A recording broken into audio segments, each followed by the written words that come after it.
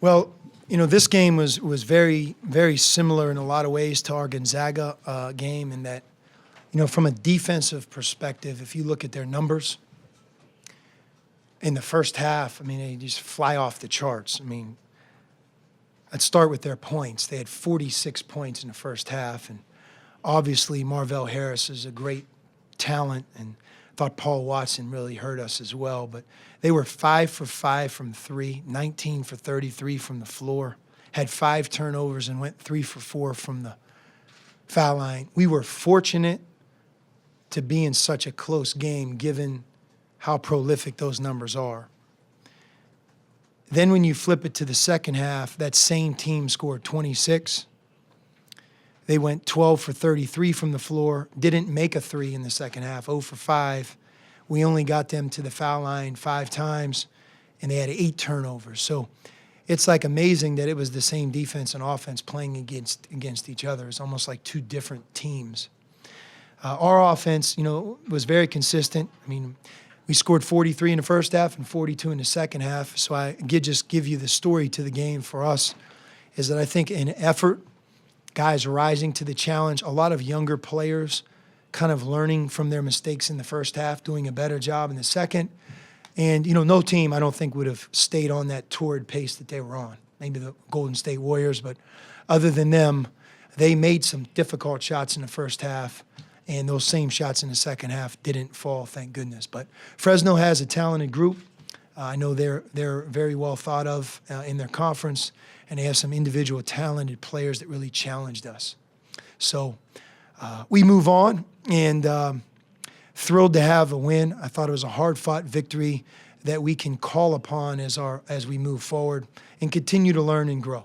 I know Alonzo really well because I've spent multiple summers with him, and I know when we were in Anaheim and when you watched us early on, you were probably asking, is he as good as advertised, or maybe, this isn't going to work out with how Arizona plays and how he plays. And I think it's the furthest thing from the truth. We are teaching him. We are coaching him. He is incredibly coachable. He is one of the hardest working kids that I've ever been around. And he is on a great track doing the right things on the court more often. His defense is so much better than it used to be. We've actually put him on Harris for a stretch. A few weeks ago, we never would have done that. And he's just more efficient on offense. And I think for such a young player in our program, and I know you guys have seen a lot of great ones come through here, a performance in tonight's game in early December, I think says a lot about how good of a player he is. And he's going to do nothing but get better.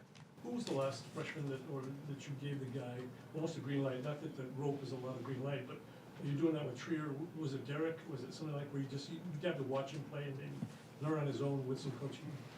Yeah, I think eventually you come to it with all those guys. As you learn who they are, a trust starts to come and develop. And I think once that we see they're really working hard to do what we ask of them, that it's just a matter of time. Sometimes at the beginning, they don't understand the importance of the things that we're emphasizing. And it's not until they fail do they then start to be receptive to what our teaching or coaching is. Stanley went through that a little bit. And then once he got over that, he really started to be a very, very good player and improved on defense and on offense. Somebody like Alonzo, he has a different approach. He just needs more experience and more reps. And I think his teammates see it in practice, and we certainly see it.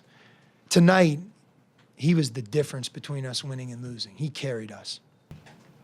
So with Kadimi's ankle sprain, do you have any early indication? Is it I don't. I would hope it's not bad. I hope it isn't. I don't have any knowledge. I think I told you guys I didn't think Caleb would be out very long, and you don't really know until more time passes. What did you like most about the way you guys were able to turn that game? I think it's a lot of similarities to the Gonzaga game for us. We struggled defensively in the first half of both of the last 2 games, but we really played hard. I think we made a key adjustment around like the 12, 13-minute mark to be more aggressive on the ball screens and the staggered screens that they were getting a lot of offense off of. And once we made that adjustment, I think it really put us in a good position to be successful. So I credit the coaches a lot for that and the guys playing hard. Alonzo, how did you feel offensively? Felt great. Felt free. Felt very comfortable. Just went out there and played like I know how to play. Be myself. My teammates are very positive with me, telling me to just go out there, play, be aggressive, and I just tried to do that tonight. The last couple of weeks have kind of mirrored that, where you kind of feel look more comfortable, things are going how you used to play. Yeah, you feel more comfortable out there? Definitely. You know, we're every practice and every game, every time I step on the court with my teammates, I'm building more chemistry. I'm learning how to play the game with them, you know, and it's translating.